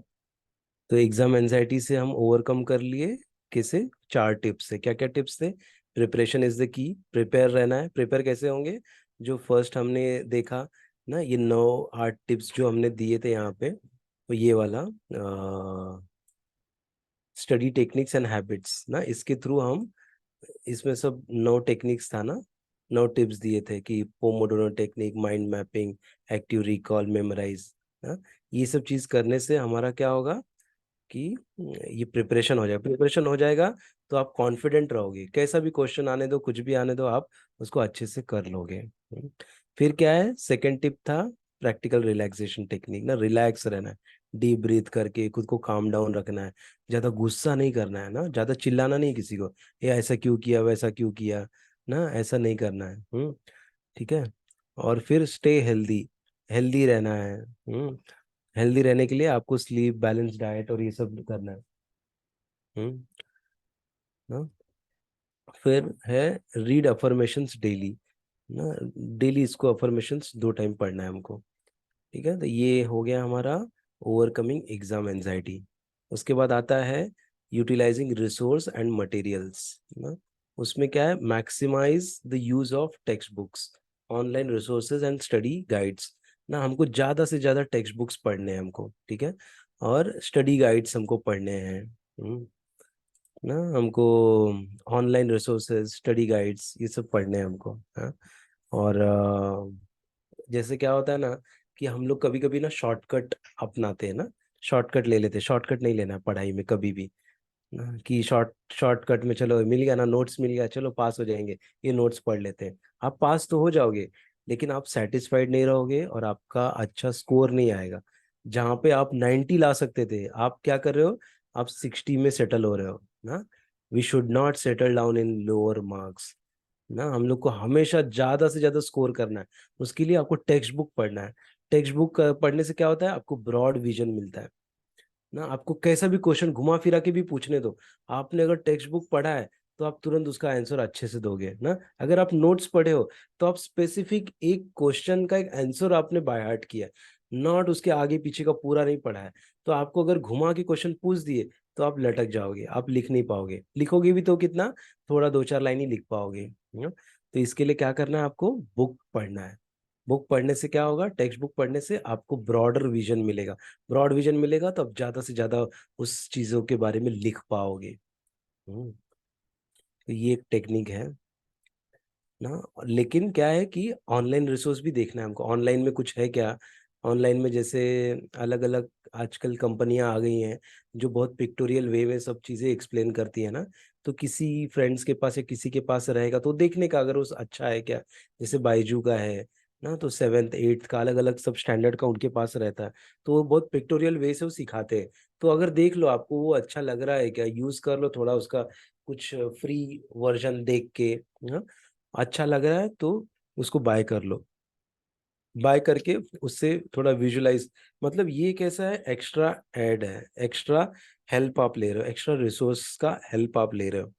हाँ, इसका मतलब ये नहीं कि आप खाली वही पढ़ोगे, अभी टेक्स्ट बुक नहीं पढ़ोगे, आपको वो आ गया है। नहीं, टेक्स्ट बुक इज मस्ट, आपको टेक्स्ट बुक पढ़ना ही पढ़ना है, उसको छोड़ना नहीं है। ये खाली बस आप क्या कर रहे हो, एज ए रिसोर्स इसको यूटिलाइज कर रहे हो ना। ठीक है, तो ये था यूटिलाइजिंग रिसोर्स एंड ये। और फिर आता है आपका हेल्दी लाइफस्टाइल एंड न्यूट्रिशन ना। हेल्दी लाइफस्टाइल एंड न्यूट्रिशन में क्या आता है, eat healthy stay healthy, eat variety of foods, ये तो हमने डिस्कस कर लिया, वेजिटेबल और ये सब सब खाना चाहिए। और जो टाइम पे होना चाहिए हमारा ब्रेकफास्ट, लंच और डिनर। जो भी ब्रेकफास्ट हम ले रहे हैं वो एकदम टाइम पे होना चाहिए, और टाइमली ईटिंग होनी चाहिए ना। और जैसे ब्रेकफास्ट है थोड़ा ज़्यादा लेने का, फिर लंच उससे थोड़ा कम ज़्यादा, फिर जो डिनर है वो थोड़ा कम। लेकिन आप कैसे भी बच्चे हो तो आप लोग फुल एडवांस ले सकते हो, क्योंकि आप खेल रहे हो, कूद रहे हो, साइकिलिंग कर रहे हो ना, स्विमिंग कर रहे हो, तो आपको भूख ज़्यादा लगती है तो आप खा सकते हो ज़्यादा। हम्म। फिर क्या है, avoid eating junk food, junk food नहीं खाना है ना। आजकल हमको जंक फूड ही बहुत ज्यादा अच्छा लगता है, बर्गर पिज्जा ये सब बहुत अच्छा लगता है खाने में ना, वड़ा पाव, ये सब ऑयली ज्यादा नहीं खाना चाहिए हमको, क्योंकि बाहर का जो भी यूज करते हैं अच्छा ऑयल नहीं रहता है। तो उसको हम उससे हमको बहुत सारी बीमारियां भी आ सकती है ना। इसके लिए महीने में एक आध बार ठीक है, मन कर रहा है तो, लेकिन डेली खाने का हैबिट मत लगाओ कि स्कूल में जा रहे हैं कैंटीन में जाके जो भी मिल रहा है खा ले रहे हैं, घर पे मिलता नहीं तो मैं भी स्कूल में जाके कैंटीन में खाऊंगा, ऐसा नहीं करना है। तो जंक फूड को अवॉइड करना है। फिर प्राणायाम, रेगुलर फिजिकल एक्सरसाइज भी हमको करना है। फिर आता है goal setting and tracking progress ना, पूरा ट्रैक करने का और गोल सेट करने का। गोल सेट कैसे, जो बताया था मैंने, वीकली और डेली ना, ये ऑलरेडी हमने डिस्कस कर लिया, इसलिए इसके ऊपर ज़्यादा एम्फेसाइज नहीं दूंगा मैं। गोल सेट करेंगे और फिर उसको ट्रैक करेंगे कि मैं गोल अचीव कर रहा हूँ कि नहीं कर रहा हूँ। जैसे गोल अचीव हो गया, मैंने वीक में प्लान किया था 20 आवर्स का पढ़ने का, और 20 आवर्स मैंने पढ़ लिया, तो आपको क्या करना है, आपको खुद को 20 मार्क्स दे देने, 20 पॉइंट्स ना। आपने फुल पढ़ा, फुल अचीव हुआ, और फिर वीकेंड में भी आपने अच्छा कर दिया, तो क्या करना है, खुद को आपको एक ये देना है कि अप्रिशिएट करना है, और खुद को कुछ गिफ्ट्स देने हैं, या खुद को कुछ अच्छा चीज करना है। कैसे करना है, कुछ अच्छा खाना है, जाओ कुछ उसको सेलिब्रेट करो ना। आपने अचीव किया है, अपना गोल अचीव किया है तो you have to celebrate it. कैसे सेलिब्रेट करोगे? अपने मदर से बोल के कि मेरे लिए आज कुछ तो अच्छा पाव भाजी बनाओ, या मेरे लिए कुछ अच्छा बनाओ, मुझे आज सेलिब्रेट करना है, क्यों? मैंने आज ये अचीव कर लिया है ना। खुद को भी थोड़ा सेलिब्रेट करना है ना, क्योंकि अचीवमेंट है ना, आपका अचीव किया है आपने। तो ऐसे अचीवमेंट को अगर आप सेलिब्रेट करोगे तो आपको वापस से प्रोत्साहन मिलेगा अगले गोल को अचीव करने का ना। तो कुछ भी आप थोड़ा खुद के लिए, चॉकलेट तो मैं अवॉइड करूंगा, मना करूंगा, लेकिन थोड़ा चलो लाके कुछ चॉकलेट खा लो सेलिब्रेट करने के लिए ना, ऐसे। हम्म। तो कुछ अचीव किया तो उसको सेलिब्रेट भी करना चाहिए। फिर आता है इफेक्टिव टेस्ट टेकिंग ना, test strategy. Test taking strategies मतलब क्या, कि जो भी पढ़ रहे हो उसका टेस्ट देने का। टेस्ट देने का मतलब ये भी हमने पढ़ा था ना, प्रीवियस ईयर्स के क्वेश्चन पेपर लेके आने का और उसको लिख के उसका टेस्ट देने का ना। आप टाइम पे फिनिश कर पा रहे हो क्या, नहीं कर पा रहे हो तो कहाँ पे अटक रहे हो, क्या प्रॉब्लम आ रहा है, वो सब आपको एडवांस में पता चल जाएगा। जब एडवांस में पता चल गया, आपको उसको ओवरकम कर सकते हो ना। नहीं तो आप डायरेक्ट क्या वेट कर रहे हो, नहीं मैं एग्जाम में ही जाके लिखूंगा क्वेश्चन पेपर, अभी मैंने सब पढ़ूंगा खाली, और एग्जाम में जाके कुछ गड़बड़ आ गया, गूगली आ गया कुछ ना, गड़बड़ आ गया, तो फिर आप क्या उधर फंबल हो जाओगे, आपको समझ में नहीं अगर मैं क्या करूँ, आप गड़बड़ कर दोगे, फिर कुछ तो उल्टा पुल्टा लिख के चले आओगे ना। लेकिन आपको पता है कि ऐसी आपने जो प्रैक्टिस किया क्वेश्चन पेपर का, तो वहां पे अगर कुछ अड़चन आएगी, आपको क्या करना है, ऑलरेडी आपने उसको रिजॉल्व कर लिया है ना, आप जानते हो उसको कैसे टैकल करना है।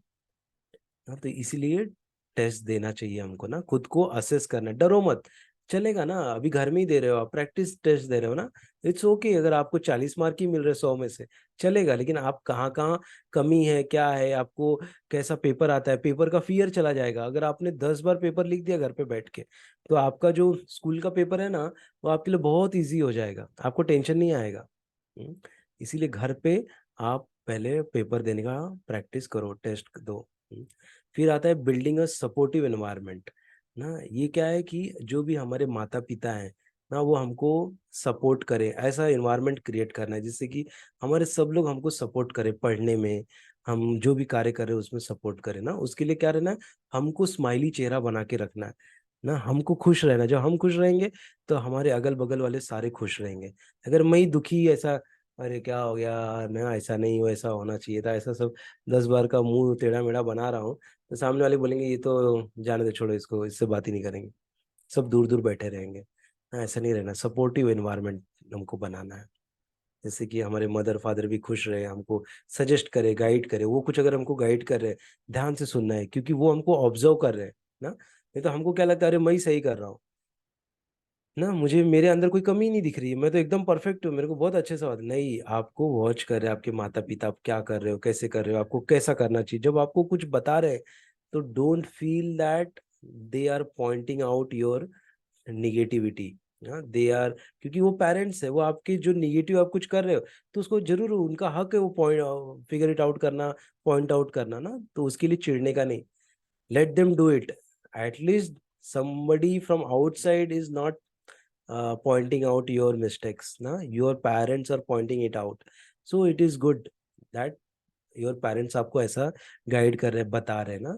तो take it positively, don't feel embarrassed ना, don't feel bad about them that they are only pointing it out my negativity ना, don't bring such kind of thoughts in your mind। Okay, तो ये याद रखना है, तो सपोर्टिव इन्वायरमेंट बनाना है। और फिर ये सब चीज़ें हमने ऑलरेडी डिस्कस कर लिया है। एक डिजिटल टूल में क्या आता है कि वही जो बाइजू बाइजू बीजू का जो टूल आता है ना, उसमें पिक्टोरियल वे में सब सिखाए रहते हैं ना, वो सब। फिर exam preparation for specific subject, exam prepare ना, प्रिपरेशन फॉर स्पेसिफिक सब्जेक्ट। ऐसा भी कुछ एग्जाम रहता है ना जो स्पेसिफिक, जैसे आता है science olympiad, so this is a specific subject exam, तो उसको कैसे प्रिपेयर करना है उसके बारे में सब चीजें देखना, कैसा क्वेश्चन आता है, उसका सिलेबस क्या है ना, उसको कैसे करना है। तो ये सब चीजों को हमको देखना है, उसके बारे में रिसर्च करना है, स्टडी करना है, ऑनलाइन जाके क्वेश्चन पेपर्स चेक करने हैं ओलंपियाड का। तो ये क्या है, ये स्पेसिफिक सब्जेक्ट का एग्जाम है, इसी को स्पेसिफिक सब्जेक्ट बोलते हैं। तो उसके लिए भी हमको सेम टेक्निक्स अपनाने चाहिए। ऐसा है। फिर Q&A है, अगर आपको कोई अभी क्वेश्चन है, कुछ आपको बताना है तो आप बता सकते हैं। हाँ, आपको अगर कोई क्वेश्चन है तो पूछ सकते हैं आप। है ना। उसके पहले आप तब तक सोच सकते हो, तब तक मैं एक चीज और बताना चाहूंगा कि आपका जो स्टडी टेबल है ना, वो एकदम नीट एंड क्लीन होना चाहिए। ऐसे नहीं कि आपके स्टडी टेबल पे कहीं पे कुछ खा पी के रखा है, समोसा रखा है ना, गंदे प्लेट्स रखे हैं अगल बगल में। ऐसे जगह पे जब आप पढ़ोगे तो अच्छे से नहीं पढ़ पाओगे ना, ये तमोगुणी हो जाता है। तो आपको क्या करना है, आपका जो जगह है, स्टडी टेबल है, वो बहुत साफ सुथरा होना चाहिए, जिससे कि आपको पढ़ने में आनंद आए, आपको पढ़ने में प्रोत्साहन मिले ना। आपको जो स्टडी टेबल है ऐसा होना चाहिए, ठीक है। तो उसके लिए क्या है कि नीट एंड क्लीन रखना। हम्म, और खुद को भी जब आप कुछ कर रहे हो तो माइंड फ्रेश होना चाहिए ना। उसके लिए अच्छे से नींद ले लो, अच्छे से मुंह हाथ धो लो, अच्छे से नहा लो, ब्रश कर लो ना, जो जो कर सकते हो सब कर लो। क्योंकि अभी आप पढ़ने जा रहे हो, तो पढ़ना है तो आपका जो दिमाग है वो पूरा स्थिर होना चाहिए ना, यहाँ वहाँ भटकना नहीं चाहिए।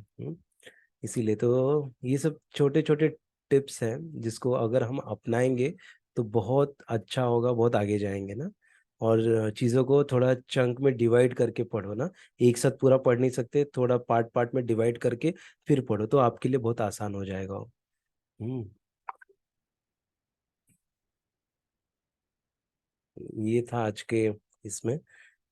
थोड़ा मैं टाइम में ख़त्म करने का प्रयास किया, तो इसीलिए थोड़ा फास्ट गया, जिससे कि हम टाइम पे अभी ख़त्म कर पा रहे हैं ना। 90 मिनट्स का हमारा था ये। किसी कोई क्वेश्चन है तो पूछ सकते हैं आप लोग।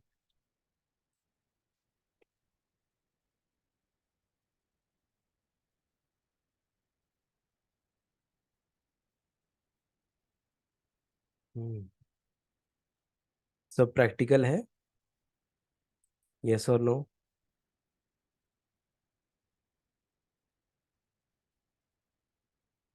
कर सकते हैं सब चीज़ें हम,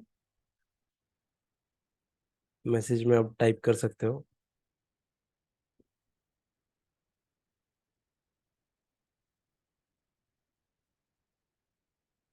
हम्म ठीक है, थैंक यू। चलेगा, तो हम लोग अभी इस सेशन को यहीं पे एंड करते हैं। और हम लोग अगला सेशन, अभी कैसे ना, ये जो टॉपिक्स हमने देखे, इसके जो एक एक टॉपिक्स है, ये भी अपने आप में एक इटसेल्फ अ टॉपिक एक्चुअली ना, टाइम मैनेजमेंट। इसमें अभी मैंने कैसे कि जस्ट एक ब्रीफ दिया है, इसको और भी हम लोग डिटेल में देख सकते हैं ना। तो in future I will try to create such sessions where in like I will be taking this things in more detail way. तो आप लोग ज्वाइन करना उसमें, तो आप लोग और आइडिया सीखोगे। और ये कैसे है ना, चीज़ ऐसे नहीं कि आप एक बार सुन लिए सीख गए, नहीं, इसको आपको बार बार सुनना है ना, बार बार इसको समझना है। हाँ, ऐसे भी कुछ सब्जेक्ट रहते हैं, जैसे आपको खुद को, अभी एक मैं एग्जांपल दूंगा आपको। मैं एमसीए कर रहा था ना, मास्टर इन कंप्यूटर एप्लीकेशन। वो टाइम पे हम लोग को एक सब्जेक्ट था, सी एंड डेटा स्ट्रक्चर ना, बहुत टफ सब्जेक्ट था वो। और वो मुझे मतलब केटी भी लग गई उसमें ना, फेल हो गया मतलब केटी मतलब फेल हो गया मैं उसमें।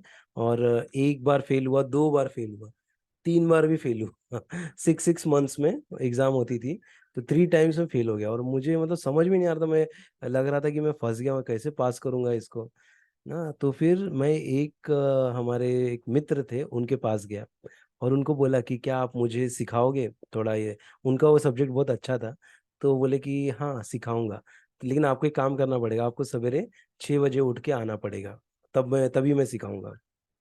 हम्म, तो मैं क्या हुआ कि उस दिन थोड़ा रात को लेट सोया, तो सवेरे अराउंड 6:30 बजे उठा। और उठते मुझे बोला अरे लेट हो गया, भागो जल्दी, नहीं तो वो गया उसके पास में, बोला गया तो वो बाहर ही खड़ा था। तो मैं बोला कि चलो हम लोग पढ़ते हैं। बोला नहीं अभी टाइम चला गया, तुमको 6 बजे बोला था, तुम 6 बजे क्यों नहीं आए। तो बोला अरे चलेगा ना, आधा घंटा ही तो लेट हुआ है ना, इतना क्या। बोला, नहीं नहीं नहीं, मैं एकदम टाइम का बहुत पंक्चुअल हूँ। उसने मुझे ऐसा बोला, तो मुझे थोड़ा वो बात चुभ गई। मैं बोला इतना क्या ये है, इसकी इतना कौन सा सब्जेक्ट टफ है, मुझे इतना उसके लिए वो करना पड़ रहा है। मैंने क्या किया, जिद किया कि अब मैं ये सब्जेक्ट खुद ही पढ़ूंगा। और वो जो सी एंड डेटा स्ट्रक्चर मैंने खुद पढ़ना चालू किया। उसको फिर पढ़ता था, उसको लिखता था, पढ़ता था लिखता था। सारे लॉजिक्स, फिबोनाची सीरीज ना, फाइंडिंग प्राइम नंबर्स, ऐसे सब लॉजिक्स थे। उन सब लॉजिक का मैंने क्या किया, रट्टा लगाया। मुझे पहले यही पता नहीं था कि इन चीजों का रट्टा लगाना है ना, एज इट इज कोड लिखना है। मैं क्या, चीज़ों को मेरी आदत थी कि मैं समझ के फिर उसको खुद अपने हिसाब से लिखता था, तो which was wrong.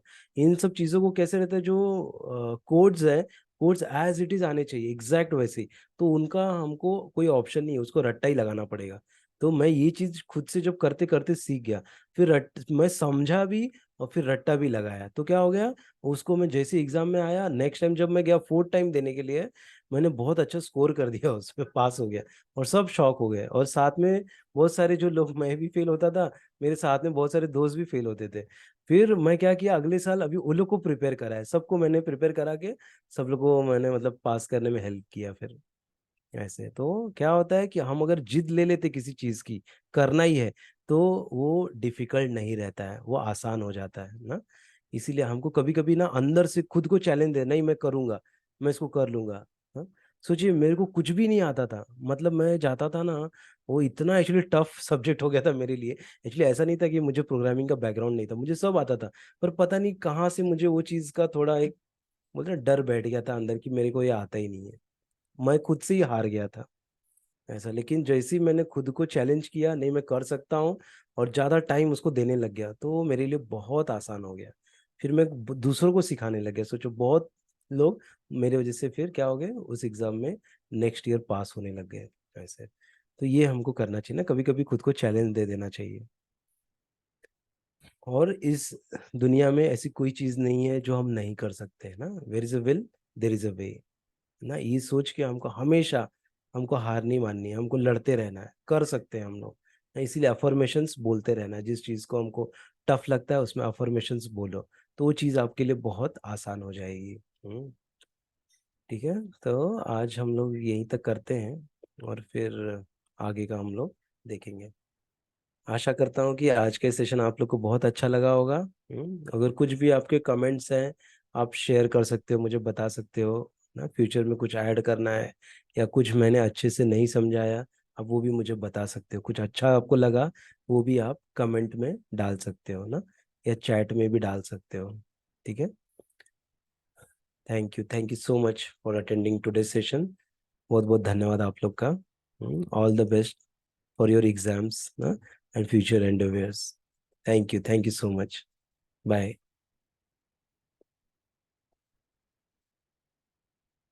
Thank you. Bye.